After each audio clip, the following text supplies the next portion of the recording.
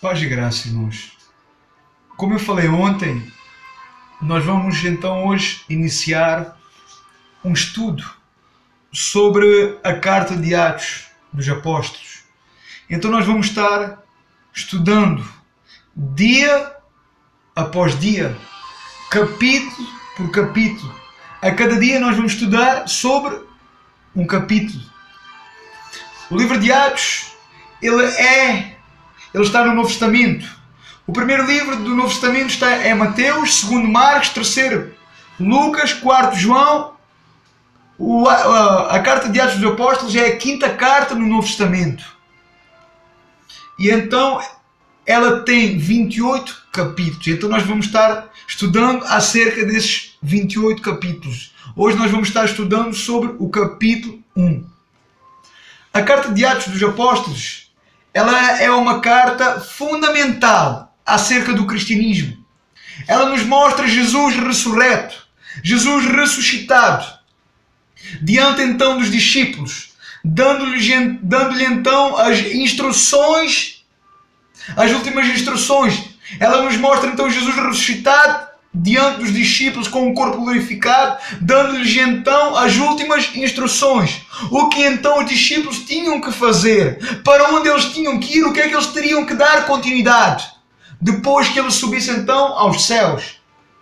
Atos, a carta de Atos dos Apóstolos é o desenvolvimento, é o crescimento da igreja, é então a igreja avançando, é então a igreja marchando, é o evangelho crescendo do meio do povo. É o nome de Jesus sendo então proclamado, sendo apresentado Jesus como o Messias, o qual o povo matou, rejeitou e crucificou na cruz do Calvário. Esta carta de Atos dos Apóstolos, ela narra então como foi, como então os discípulos fizeram depois de Jesus. Mostra então homens e mulheres, povos, cidades e nações se convertendo ao cristianismo, a Cristo. A carta de Atos dos Apóstolos, ela narra então as primeiras missões depois de Cristo. Ela narra então a vida dos apóstolos e do cristianismo depois de Jesus subir então aos céus. A carta de Atos dos Apóstolos, ela fala também sobre um homem que foi fundamental para o crescimento do cristianismo. Um homem que perseguia a igreja de Cristo, que perseguia Cristo, mas que depois se converteu a Cristo, que se converteu então ao cristianismo e passou de perseguidor a seguidor, de odiar o cristianismo, de odiar Cristo, de dizer que a doutrina de Cristo era uma seita, que os seguidores de Cristo eles seguiam uma seita. Ele passou de odiar então a amar e a seguir, a ser discípulo de Cristo. E então esse homem era um homem chamado Saulo, que então depois de ter um encontro, quando ia para Damasco, então ele foi chamado Paulo. E então esse homem, o livro de Atos mostra que esse homem se tornou o maior missionário que passou pela terra.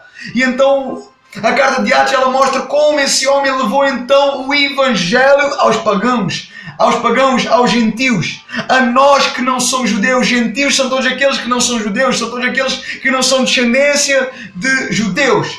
Então a carta de Atos do Apóstolo, o livro vai falar como foi então a vida do apóstolo Paulo, desse homem, como foi então as suas lutas, como foi então as suas perseguições, como então ele plantou igrejas, como então ele fez, como o Senhor então o usou e então o capacitou de maneira tremenda, de maneira maravilhosa.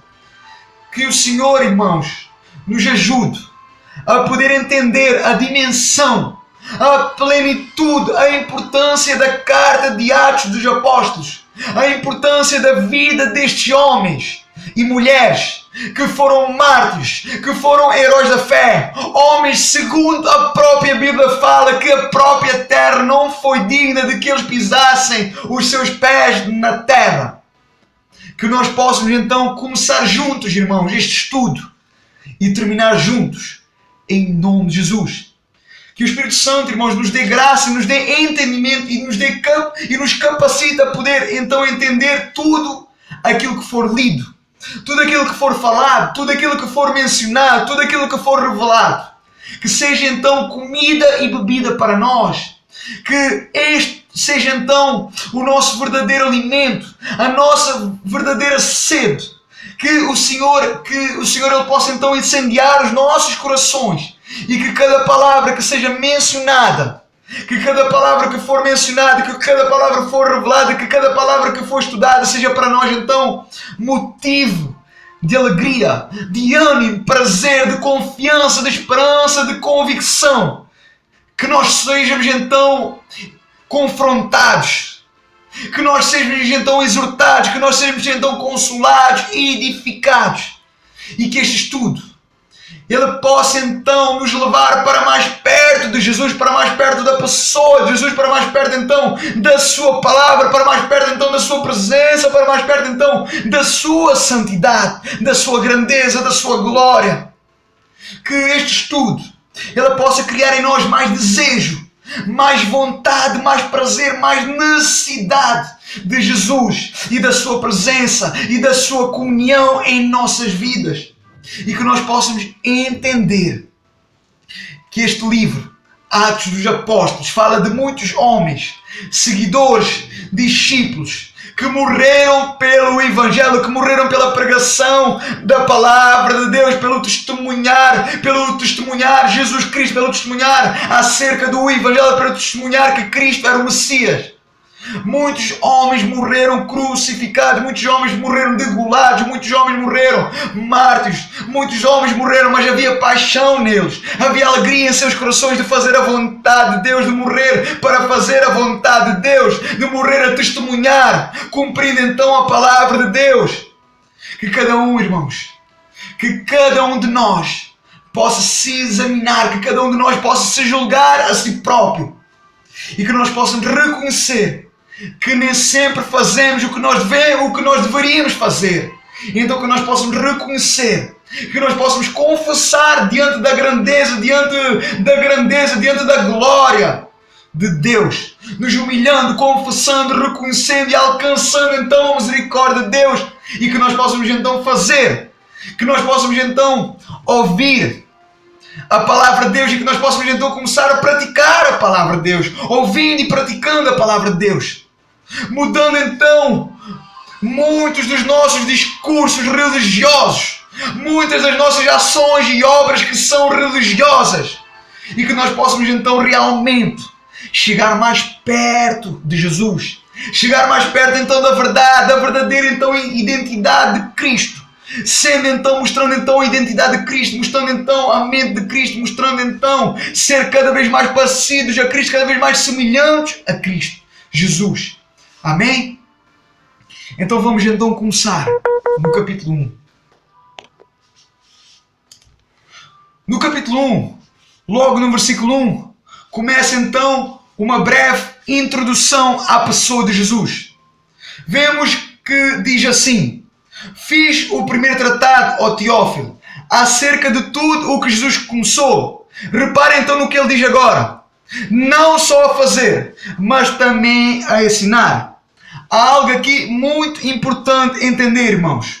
Nos 4 evangelhos antes de Atos, Mateus, Marcos, Lucas e João narram então desde o nascimento de Jesus, a sua morte e a sua ressurreição.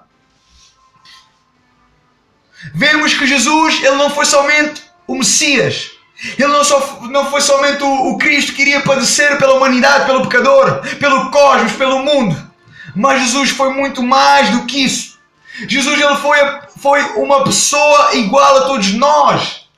Ele era carne, ele era 100% homem, 100% carne, mas ele também era 100% Deus. Mas Jesus ele teve o cuidado de fazer tudo à luz da palavra. Ele foi obediente, ele foi fiel, ele foi santo. Ele em toda a sua vida ele é um modelo a seguir. Ele é um padrão bíblico, um homem que amava os que lhe batiam, um homem que amava a todos independentemente das circunstâncias. Ele simplesmente foi exemplo em toda a sua caminhada. Ele amou aqueles que o rejeitaram, ele amou aqueles que o crucificaram, ele amou aqueles que o amaldiçoaram, ele amou aqueles que o negligenciaram, que o recusaram. Ele amou aqueles que o tinham como inimigo. Ele amou Ele amou aquele que o traiu, aqueles que o traíam, aqueles que o rejeitaram, aqueles que o condenavam, aqueles que o chamaram de Belzebu, o rei dos demónios. Ele amou. Ele foi modelo. Ele foi um modelo a seguir. Ele não somente era Deus, como também então nos quis mostrar, nos dar então a entender do que é viver uma vida em santidade, do que é viver então uma vida em comunhão com Deus a todo tempo, a toda hora, a todo momento, em todo tipo de circunstâncias. Jesus, ele se preocupou em deixar então um exemplo para nós, homem e mulher, para nós seres humanos, para nós criaturas, para que nós possamos então seguir Ele, para que nós então possamos nos assemelhar a Ele, para que nós possamos então seguir Ele, fazer então como Ele fazia, amar então como Ele amava, viver então uma vida íntegra, assim como Ele viveu, assim como Ele foi, assim como Ele agiu. Jesus então, antes de começar a ensinar o povo, Ele primeiro mostrava que era diferente de todos os outros. Jesus era diferente de todos os outros. E então as pessoas, elas reconheceram. Jesus, ele ensinava e fazia. Ele ensinava e fazia. Ele ensinava e fazia. Jesus, aquilo que ele falava, ele fazia em suas ações e em suas obras. E a verdade é que hoje, pela plenitude dos tempos, tem-se perdido isso. Hoje em dia a nossa boca fala tanta coisa, nós falamos tanta coisa, mas nós rejeitamos aquilo que nós falamos, nós rejeitamos aquilo que sai dos nossos lábios. Muitas das vezes nós falamos, mas não fazemos nada. Hoje em dia o falar é fácil, o pregar é simples, o fazer um sermão é simples, o apresentar um sermão é simples, mas o apresentar, o dizer é uma coisa, o fazer é outra. Nós precisamos mostrar tudo aquilo que nós falamos. Se eu falo, eu preciso fazer aquilo que eu falo. Se eu prego amor, eu preciso mostrar amor na minha vida. Se eu prego perdão, eu preciso mostrar perdão na minha vida. Se eu prego misericórdia e graça, eu preciso mostrar misericórdia e graça na minha vida. Quando eu falo, mas eu não faço, eu não sou justificado, e eu estou simplesmente a escarnecer o nome de Deus, eu estou simplesmente a falar do nome de Deus em vão, estou pecando contra Deus. E simplesmente estou escarnecendo o nome de Deus, mostrando então que sou hipócrita e falso. Nós, homens e mulheres, nós somos justificados pelas nossas ações e obras, todos os dias. Assim como Jesus o foi. Jesus foi justificado pelas suas ações e obras. Aquilo que saía da boca de Jesus era justificado pelo aquilo que ele fazia no seu dia a dia. E foi por isso que o povo notou a diferença em Jesus.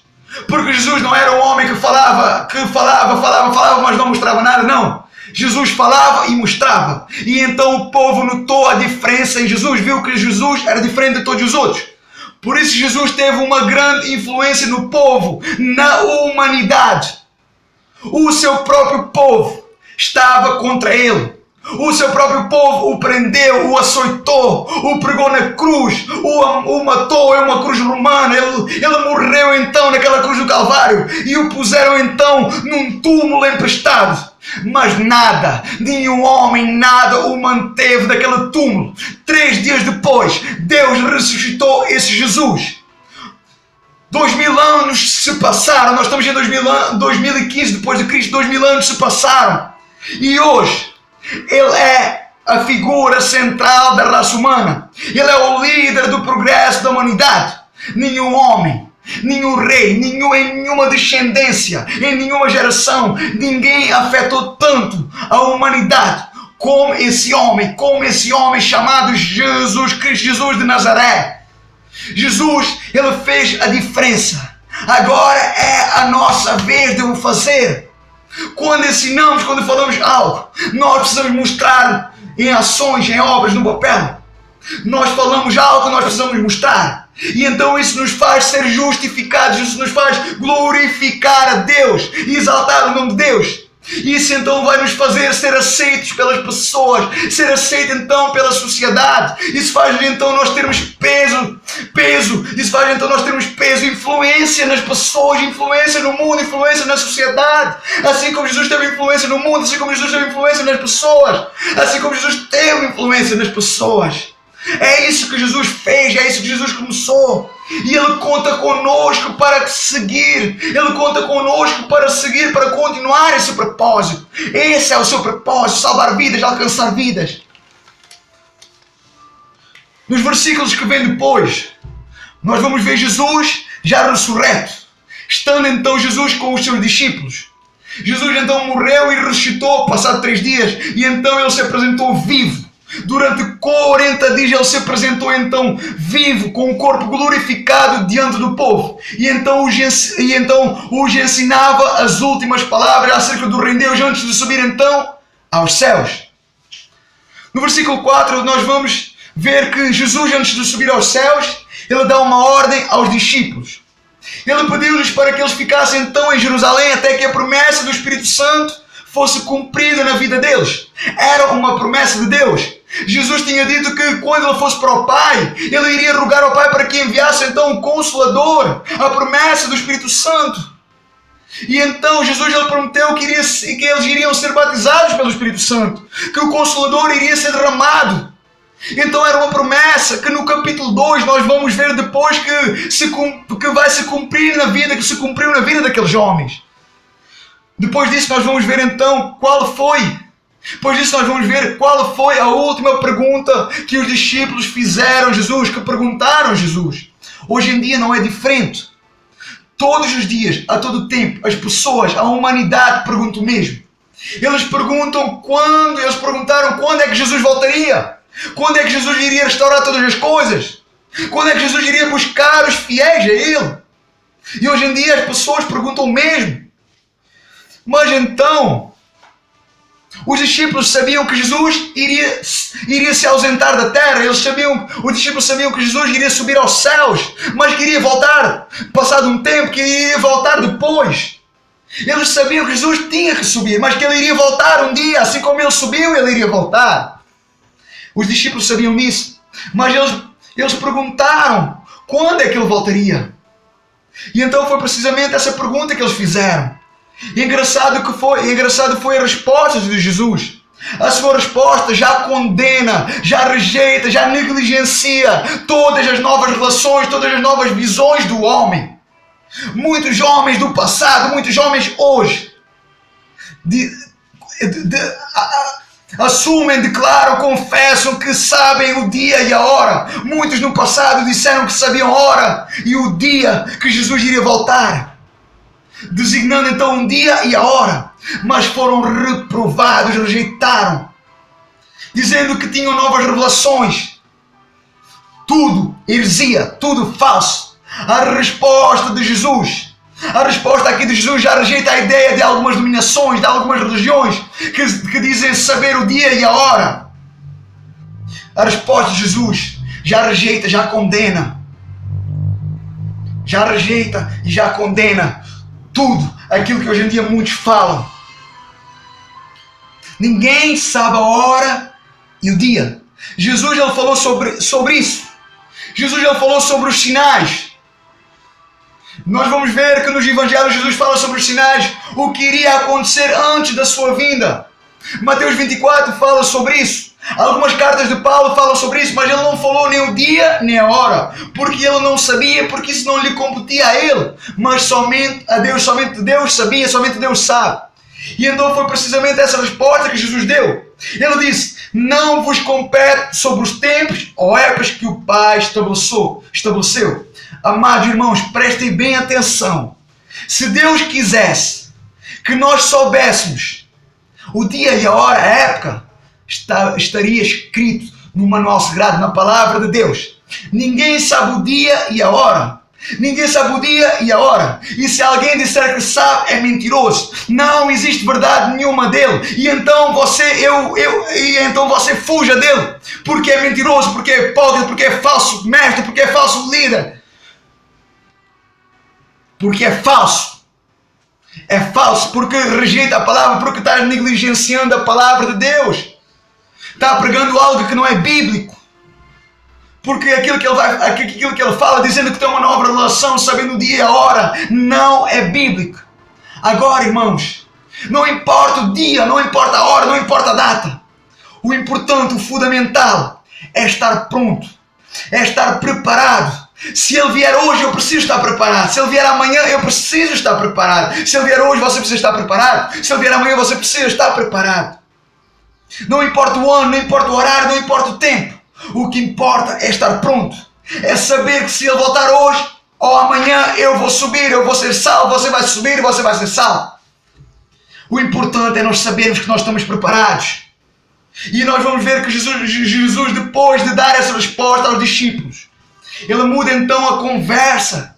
Ele lembra então eles o propósito do qual Ele veio estabelecer na terra, o propósito do qual Ele veio começar na terra, o qual então os discípulos, os seus seguidores teriam então que continuar, e também para nós discípulos, para nós seguidores, que nós teríamos que continuar. Jesus então Ele veio começar algo. E os discípulos teriam que continuar isso que Ele começou. E nós também temos que dar continuidade àquilo que Ele começou. Então nós precisamos nos lembrar do propósito eterno de Deus, o qual então Deus um dia, através de Jesus, nos resgatou da morte, das trevas, nos resgatou do mundo, nos tirando então do império das trevas e nos transportando para o reino do Filho do seu amor. Então Ele nos alcançou. Um dia a sua misericórdia ela veio sobre nós, um dia a sua graça ela veio sobre nós, ela nos alcançou e então ela nos perdoou, ela nos remeu e então ela nos salvou e então ela nos escolheu para produzir muitos frutos, para dar então continuidade àquilo que Ele começou, àquilo que Jesus começou, que é salvar vidas, que é testemunhar do Evangelho ao pecador, pregar então o arrependimento, pregar então para até aos confins da terra.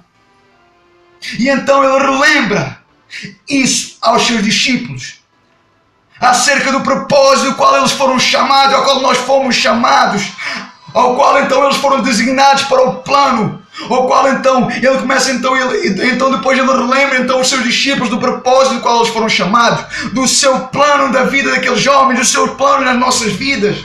Isto é para nós também uma promessa. Isto é para nós também uma promessa. Versículo 8. Grave este versículo.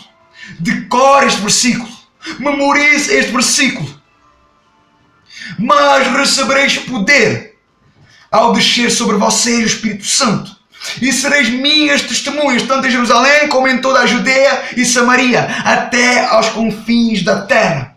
Esse batismo do Espírito Santo, o qual, quando desce sobre o homem que crê, o Espírito Santo, ele lhe dá então autoridade, entendimento, ousadia, sabedoria e capacitação para anunciarmos então o Evangelho, para a proclamação então da palavra de Deus. E é isso que Jesus estava dizendo, que quando eles recebessem o Espírito Santo, eles iriam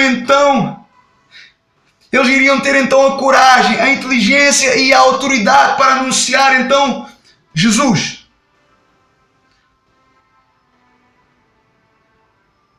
Eles iriam então ter essa autoridade. Eles iriam então ter essa autoridade de anunciar o Evangelho.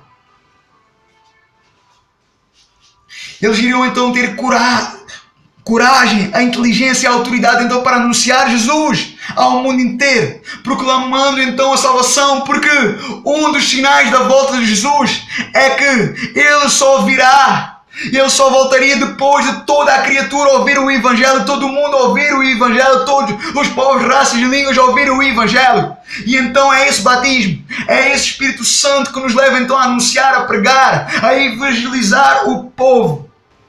Depois disso então Jesus, Ele sobe aos céus e foi então preparar-nos morada no céu. Jesus então Ele subiu aos céus e foi nos preparar a morada para todo aquele que nele crê, se sentando então e hoje está sentado à destra de Deus.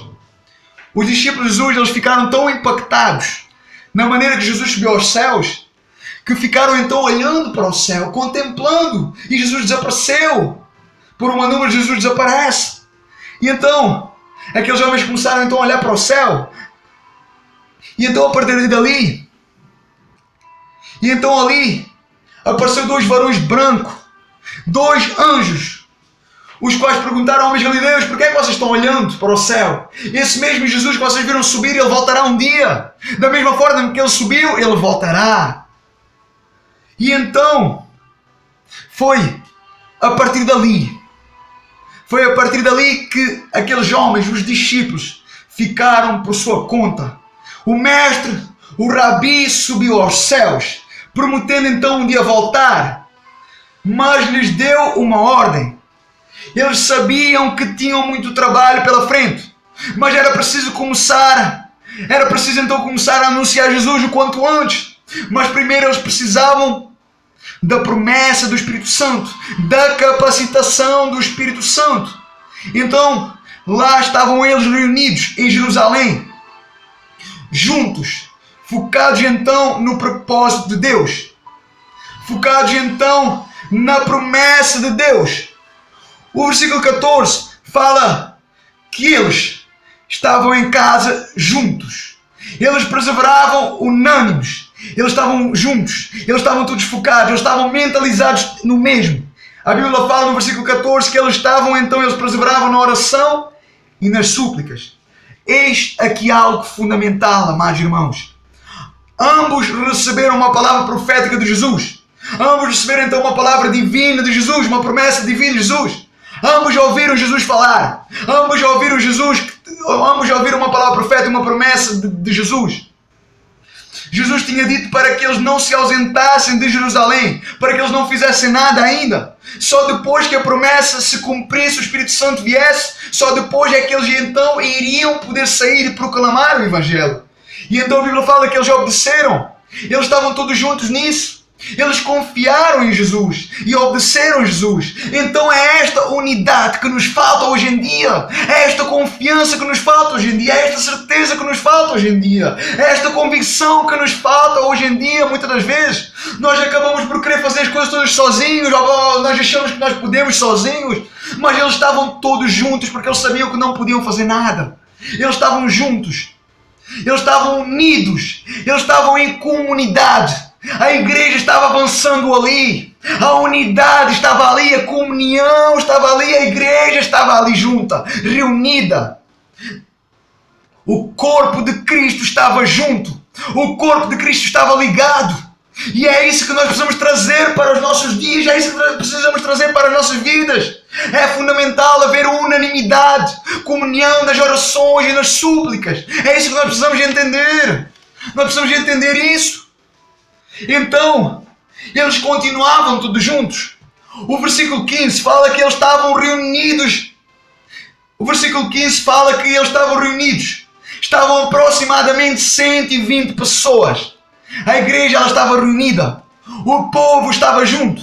E então Pedro, o apóstolo Pedro, ele se levanta, então ele começa então a lembrar a todos que estavam reunidos ali, aqueles 120 homens, acerca do que a palavra de Deus falava a respeito do salmista Davi, o qual falou acerca de Judas, o qual iria rejeitar, o qual iria trair Jesus, o qual vendeu Jesus, o que era então necessário que outro tomasse então o lugar de Judas, conforme as Escrituras falavam, conforme as Escrituras determinaram. E então Pedro ele começa a dizer que era necessário eleger o 12º apóstolo, o qual então iria tomar o lugar de Judas, o qual então se suicidou, se jogando num precipício. Era necessário escolher alguém que esteve então entre os apóstolos e Jesus, desde o início até o fim. Desde a vida de Jesus até a ressurreição, alguém que era então testemunha da sua ressurreição, alguém que viu Jesus, alguém que andou com Jesus, alguém que viu Jesus ressurreto. Então todos ouviram e concordaram, unânimes. E então foram apresentados naqueles 120 homens, 2 homens. A Bíblia fala que é um José chamado Barsabás, que tinha como sobrenomes o Justo e Matias. E então estavam então diante daqueles 120 homens, 2 pessoas ali. E então eles oraram a Deus. Eles apresentaram então aquelas 2 pessoas a Deus. Eles oraram a Deus. Eles estavam orando em Deus em comunidade, para saber então qual dos 2 era o que o Senhor tinha preparado, era o que o Senhor queria. E então Deus levantou Matias, o qual então foi proclamado a 12º apóstolo de Cristo. Amados irmãos, Em relação aos apóstolos hoje em dia, nós sabemos que tem apóstolos para todo lado. Em relação aos apóstolos de hoje em dia, eu acho que tem muita coisa desnecessária. Para mim, o apóstolo é aquele que viu Jesus. É aquele que andou com Jesus. Nós vemos que o apóstolo Pedro, aqui ele teve o cuidado de explicar ao povo que não poderia ser qualquer um para apóstolo. Teria que ser alguém que viveu como Jesus, que viu, que ouviu, que foi testemunha da ressurreição de Jesus. Tinha que ser alguém que andou com eles. E Matias tinha essas características. Matias, ele viveu, ele ouviu, ele esteve perto, ele viu Jesus ressurreto. Matias então foi elegido porque ele viu tudo. O apóstolo Paulo, o homem que nós vamos conhecer mais para a frente, neste estudo, ele próprio declarou que foi chamado para ser apóstolo. É verdade que o apóstolo Paulo ele não andou com Cristo, mas ele viu Cristo ressurreto. Agora eu não posso julgar os demais que o são. Eu não posso julgar aqueles que são, aqueles que se intitulam apóstolos. Mas eu tenho uma opinião, e esta é a minha opinião.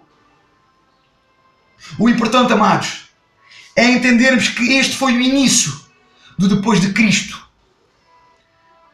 Este foi o início do depois de Cristo.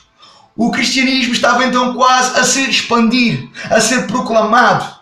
Nós vamos ver 120 homens. Nós vemos 120 homens aqui numa casa, reunidos juntos, unidos. A igreja estava junta. E foi esses 120 homens que revolucionaram o mundo naquela altura. Foi esses 120 homens que revolucionaram o mundo naquela altura. E nós vamos entender isso mais para a frente. Que o cristianismo, que a obra de Deus, que os planos de Deus, que a vontade soberana de Deus sempre prevalece. E glória a Deus por isso, irmãos. Porque o Evangelho chegou até nós. Ele foi proclamado para nós. E isso é tremendo, meus irmãos. É um privilégio nós servirmos esse Deus maravilhoso, esse Deus tão fabuloso como Ele é. Então que nós possamos meditar neste capítulo e guardar cada palavra e produzir frutos. Amanhã então nós estaremos a dar continuidade, avançando então para o capítulo 2, se Deus quiser.